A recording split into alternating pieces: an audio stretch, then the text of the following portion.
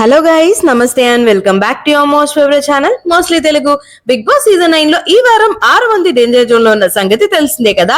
మిగిలిన వాళ్ళందరూ కూడా ఆల్మోస్ట్ సేవ్ అయిపోతారు అండ్ కొంతమందికి ఇమ్యూనిటీ కూడా వచ్చింది కాబట్టి ఇక డేంజర్ జోన్ లో ఉన్న 6గురిలో నుంచి కూడా ఇద్దరైతే డైరెక్ట్ గా డేంజర్ కార్డ్ ని పొందారు. వాళ్ళెవరంటే రీతు అండ్ ఫ్లోరా. ఇక మన బిగ్ బాస్ అన్నాక ట్విస్ట్లు టర్న్స్ ఇవన్నీ మామూలే కదా, అసలే వైల్డ్ కార్డ్స్ వస్తున్నారు. సో అసలు సునామీ లేదు, ట్విస్ట్ లేదు అని అంటే నమ్మలేం. అందుకనే ఈ విధంగా ప్లాన్ చేసినట్లున్నారు. ఈ వారం బిగ్ బాస్ సీజన్ 9 లో మన సుమన్ శెట్టి అన్న అయితే ఎలిమినేట్ అవ్వడం జరిగింది.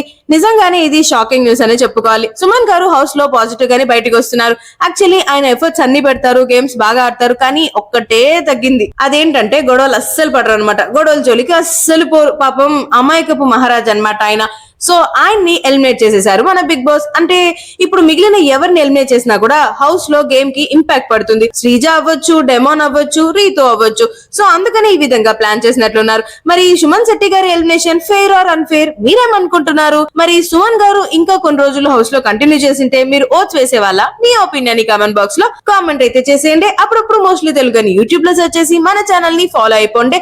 సో దట్ ఏ అప్డేట్ ని అస్సలు మిస్ అవ్వరు.